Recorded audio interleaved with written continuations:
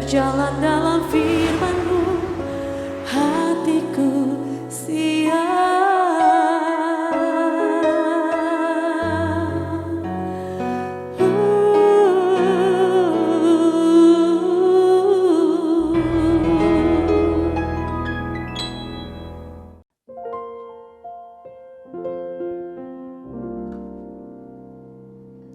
Salam, lover yang dikasih oleh Tuhan Yesus, senang boleh kembali bersama-sama saudara dalam program Rest and God malam hari ini.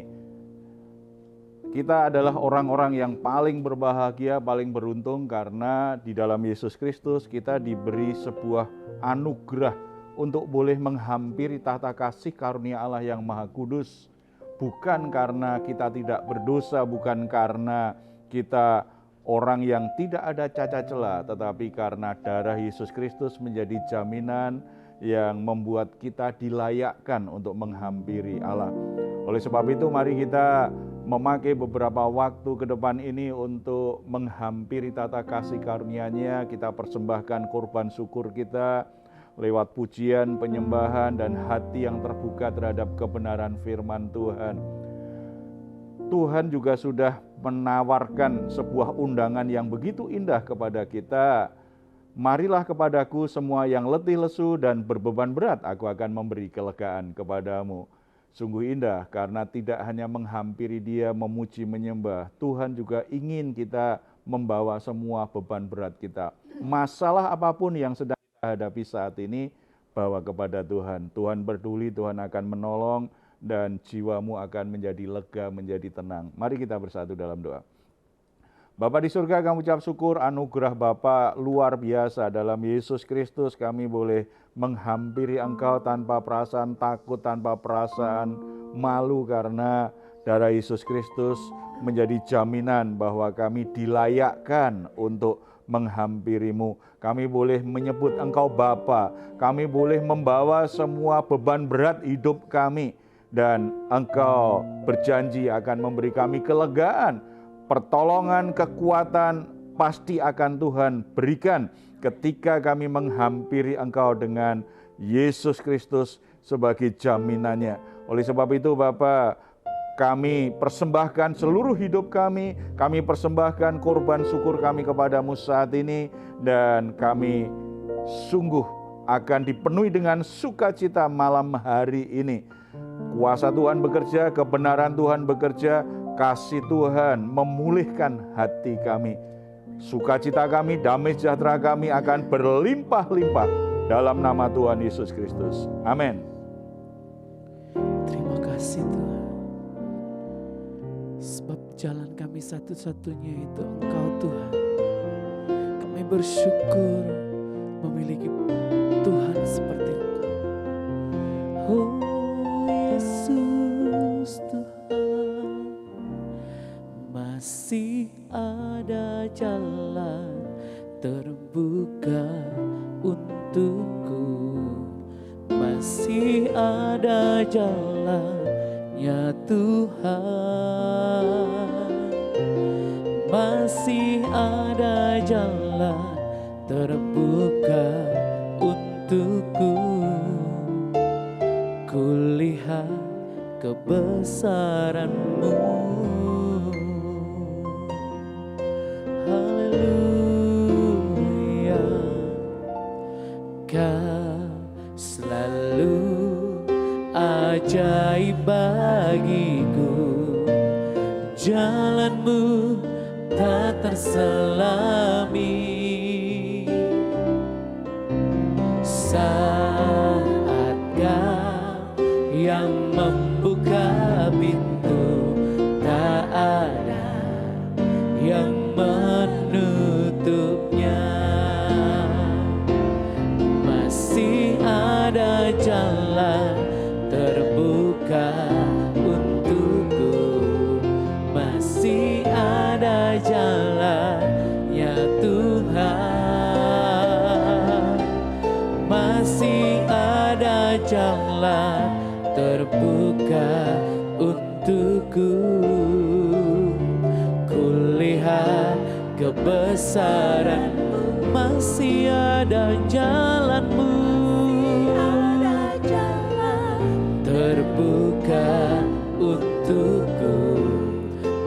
masih ada jalannya Tuhan, masih ada jalan terbuka untukku. Kulihat kebesaran-Mu, Yesus Tuhan. Kami melihat kemuliaan-Mu, kami melihat kebesaran-Mu, kami melihat kuasa-Mu Tuhan, kami melihat kasih-Mu mengalir dalam hidup kami. Haleluya, Kau yang layak terima pujian, Kau yang layak kami agungkan. Haleluya, sebab Kau layak disembah, Kau layak diagungkan. Oh, sebab Engkau Allah yang ku percaya, amin, di dalam hatiku. Hanya Engkau Yesus yang sanggup memberikanku kelegaan. Ya Engkau Allah yang ku percaya, di dalam hatiku. Hanya Engkau Yesus yang sanggup memberikanku kekuatan yang baru.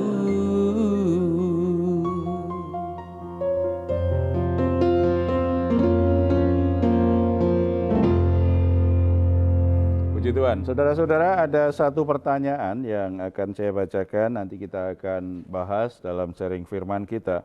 Saya pernah dengar khotbah bahwa ada marah yang tidak berdosa. Maksudnya apa ya? Jadi saudara-saudara, di Alkitab memang disebutkan ada marah yang tidak berdosa. Marah yang berdosa itu ketika kemarahan itu lahir dari perasaan jengkel, perasaan sakit hati, perasaan terluka, kebencian, hanya ingin melampiaskan perasaan-perasaan itu. Jadi kemarahan itu sebagai pelampiasan atas semua kemarahan, kejengkelan, sakit hati yang ada. Dan itu biasanya memang akan mengarah pada kerusakan. Inilah marah yang berdosa. Kebanyakan manusia marah karena ini. Sementara marah yang tidak berdosa itu ketika kita melihat sesuatu yang tidak adil, melihat sesuatu yang berdosa, melihat sesuatu yang salah, hati nurani kita terganggu dan kita ingin itu diperbaiki. Motivasinya adalah memperbaiki. Motivasinya adalah kasih supaya orang tidak terus ada dalam perlakuan yang tidak adil, orang tidak terus dalam keadaan yang dikuasai dengan perbuatan berdosanya. Marah yang seperti ini sebenarnya sifatnya adalah teguran. Kalau itu tekanannya sangat kuat, berarti teguran yang sangat keras. Makanya ekspresi kemarahan juga akan terlihat. Nah, kalau bicara tentang kemarahan seperti ini, kita bisa belajar dari Yesus. Ketika Yesus menyucikan bait Allah, melihat ada hal-hal yang salah, Yesus datang dan akhirnya Yesus menunjukkan kemarahan yang besar untuk kembali menyucikan bait Allah yang saat itu sudah ada praktek-praktek yang salah luar biasa. Itu ada di Markus pasal 11, nanti akan kita pelajari sama-sama. Apa sebenarnya Pak yang terjadi saat itu sehingga membuat Tuhan Yesus tuh marah gitu Pak? Kita akan lihat saja ya, Markus pasal yang ke-11 ayat 15 sampai 19 itu kita baca dulu.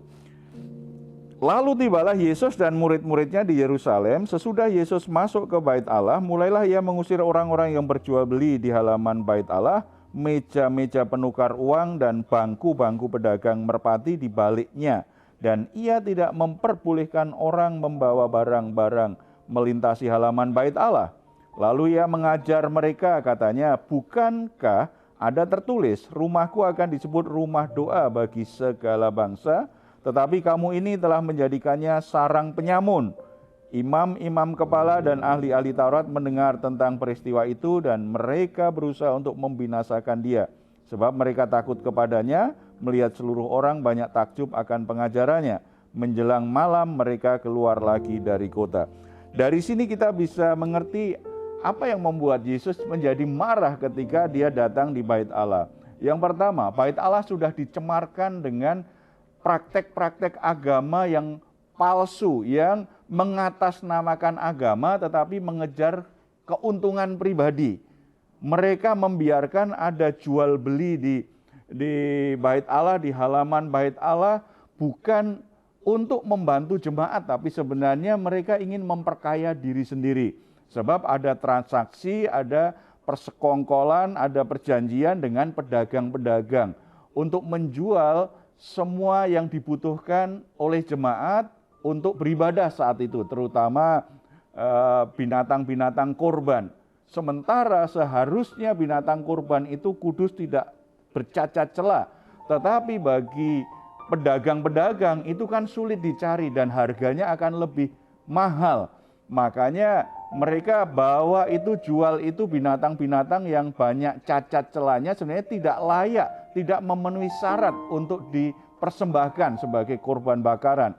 Tetapi karena mereka bisa menyuap, mereka bisa kerjasama dengan para imam yang melayani, akhirnya itu diperbolehkan, bisa dijual dan itu bisa dipakai. Kenapa para imam melakukan itu? Karena dia dapat uang dari transaksi itu. Pedagang dapat uang. Binatang-binatang yang jelek pun, yang cacat pun akhirnya juga bisa terjual.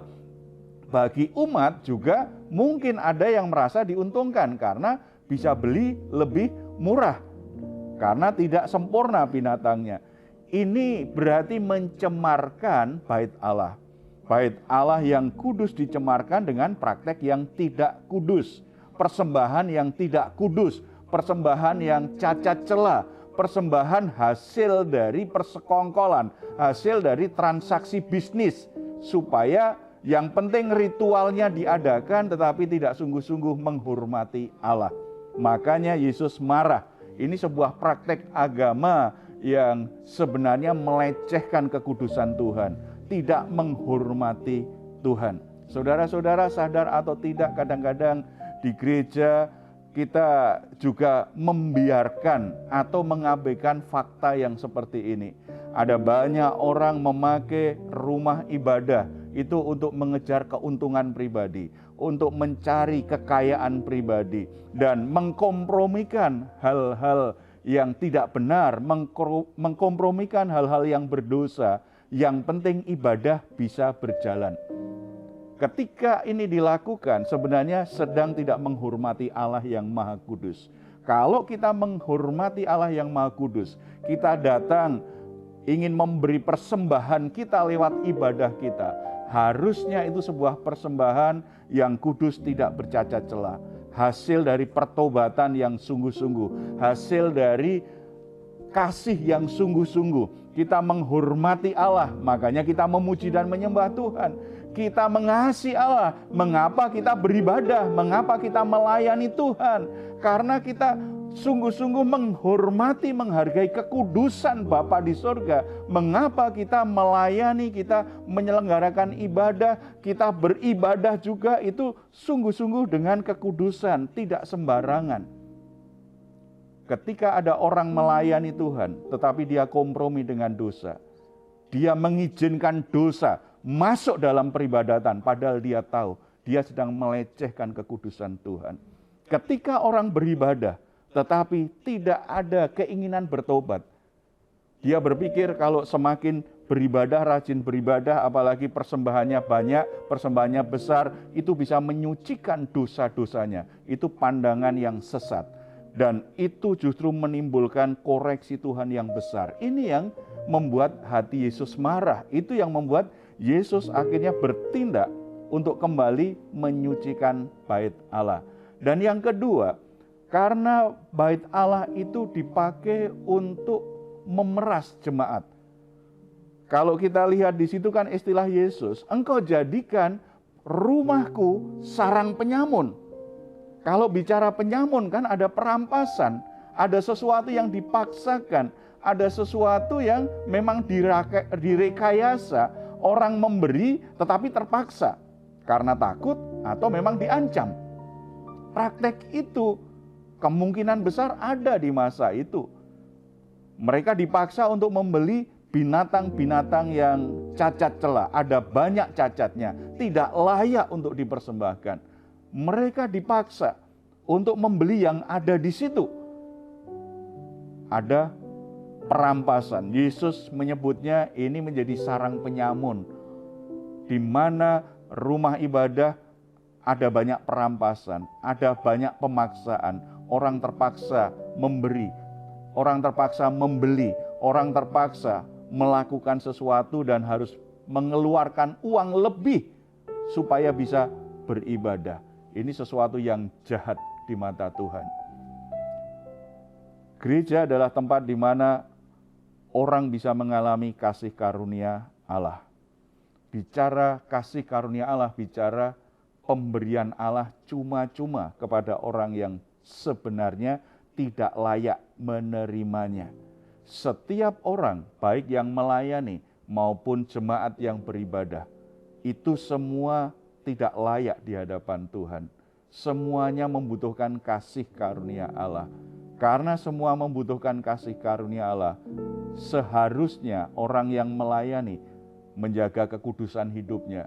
Seharusnya orang yang melayani menjaga kebenaran ketika dia melayani.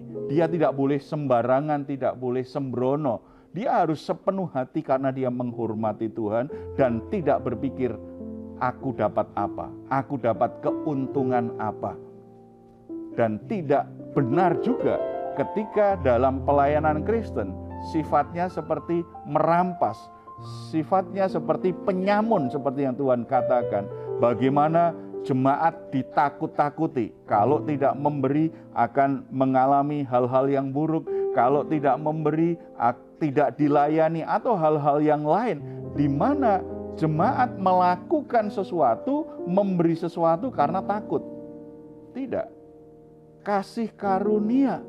Orang melakukannya semuanya dengan sukacita. Tidak ada perasaan takut, tidak ada perasaan merasa bahwa aku mungkin akan dihakimi, akan dimurkai Tuhan. Tidak, semua menghadap Allah dalam ibadah. Ada sukacita karena apa? Karena sadar darah Yesus Kristus itu bayaran yang sudah lunas yang diberikan oleh Yesus Kristus kepada kita. Bagi jemaat yang beribadah juga begitu. Jangan perlakukan gereja itu sebagai tempat transaksi di mana orang bisa saling memperlakukan satu sama lain, bisa berebut sehingga seperti saling merampas satu sama lain. Mungkin bukan uang, tetapi bisa jadi itu jadi jabatan, popularitas, atau kesempatan-kesempatan yang lain. Orang berebut. Tidak, harusnya gereja menjadi tempat di mana setiap orang bisa berbagi, di mana setiap orang merasa diterima apa adanya, dikasih tanpa syarat, di mana setiap orang itu mendapatkan tempat persaudaraan yang tulus ikhlas. Dia dikasihi, dia diterima, bukan ada syarat-syarat yang begitu rumit, tidak. Karena semuanya datang dengan kasih karunia Allah, bukan dengan kebenarannya sendiri. Dan yang ketiga, Yesus berkata, rumahku ini rumah segala bangsa, rumah doa segala bangsa. Mengapa Yesus marah? Karena umat Israel, imam-imam Yahudi pada masa itu menjadikan bait Allah itu menjadi sebuah tempat yang sangat eksklusif.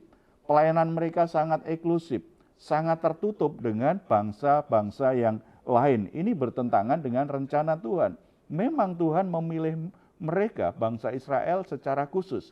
Tetapi bangsa Israel dipilih khusus supaya menjadi berkat bagi bangsa-bangsa.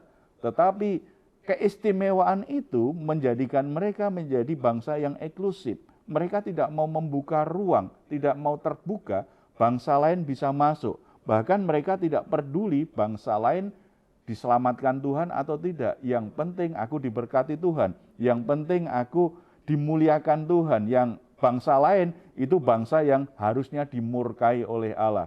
Ini sesuatu yang salah. Nah, dalam konteks gereja juga seperti itu.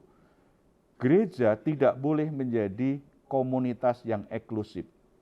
Gereja tidak boleh eksklusif, hanya berpikir intern, apa yang bisa kita lakukan, apa yang kita bisa dapat. Semuanya berpikir hanya untuk di dalam saja, di dalam saja. Jemaat perlu apa, kita perlu apa, semua sumber daya, sumber dana, sumber manusia, semuanya digalang, digerakkan hanya untuk memenuhi ke dalam. Supaya gedung tambah besar, tambah megah, tambah mewah, supaya fasilitas tambah mewah, tambah lengkap, tambah hebat, supaya semuanya serba ada. Tetapi lupa bahwa gereja punya misi untuk apa? Menjangkau dunia. Gereja diutus Tuhan untuk pergi ke segala bangsa, menjadikan segala bangsa murid Yesus Kristus Tuhan. Gereja tidak boleh hanya berpuas diri karena dirinya merasa sudah hebat, punya semuanya. Tidak. Gereja sejati Yesus Kristus dipanggil untuk memenuhi amanat agung. Pergi beritakan Injil kepada segala bangsa. Jadikan murid Kristus. Semua orang harus bergerak keluar, harus menjangkau jiwa-jiwa. Program-program gereja tidak boleh semuanya untuk diri sendiri, hanya untuk jemaat sendiri, hanya untuk yang melayani saja. Semuanya berpikir hanya untuk ke dalam. Tidak, itu gereja yang egois. Itu yang membuat Tuhan marah. Tuhan akan koreksi karena apa? Yesus Kristus memanggil gereja, merancang gereja untuk menjadi berkat bagi dunia ini. Untuk membawa solusi ilahi bagi dunia ini.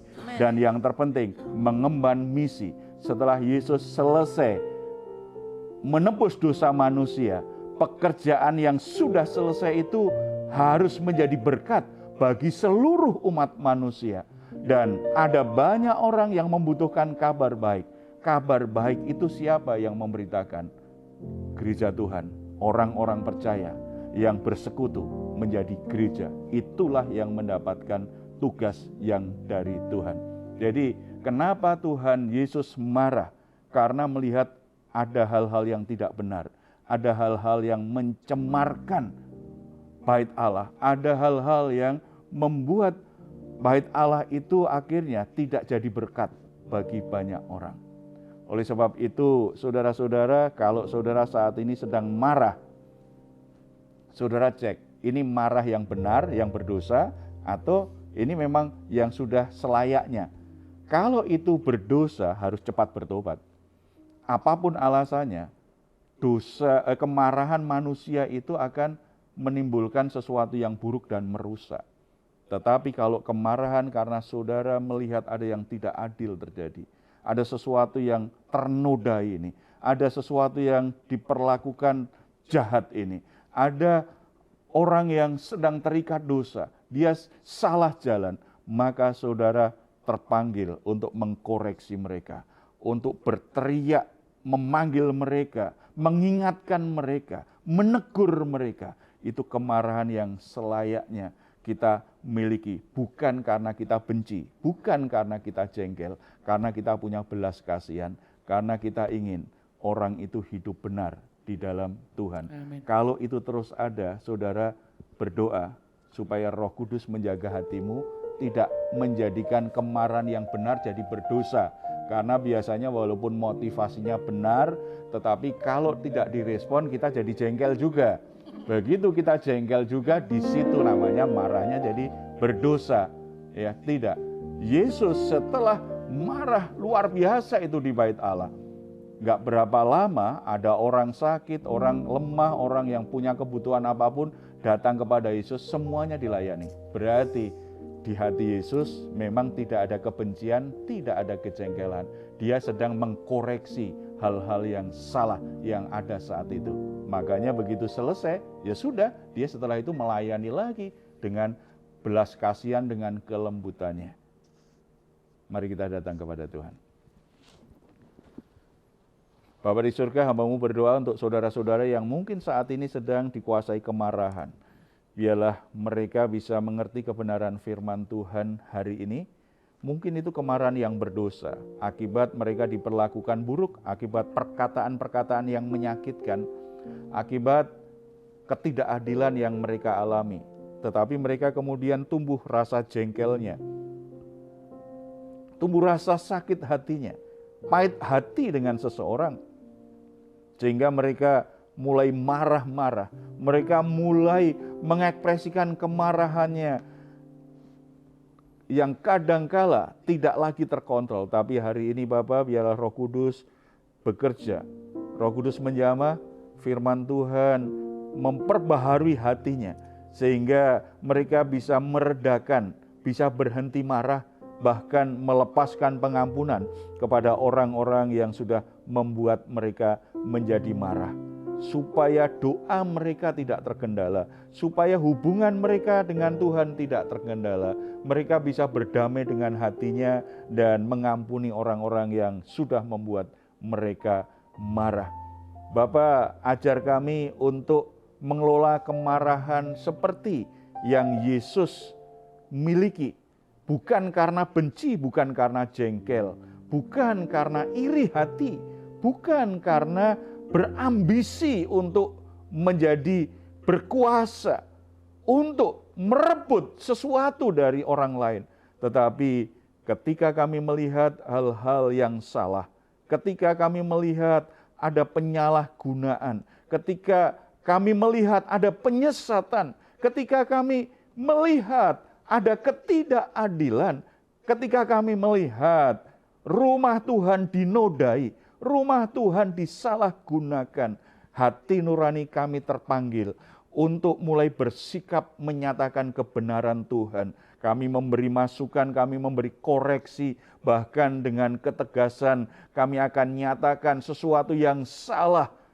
Dorongannya bukan karena kami ingin populer, kami ingin berpengaruh, kami ingin melukai atau merendahkan orang lain, tetapi karena kami ingin kebenaran Tuhan, kasih Tuhan itu dipraktekkan dengan cara yang benar di rumah-Mu. Bapa di surga, ajar kami Tuhan, supaya ketika kami melakukannya dengan bijaksana. Sehingga kami tidak tergoda untuk akhirnya benar-benar berdosa dengan kemarahan kami.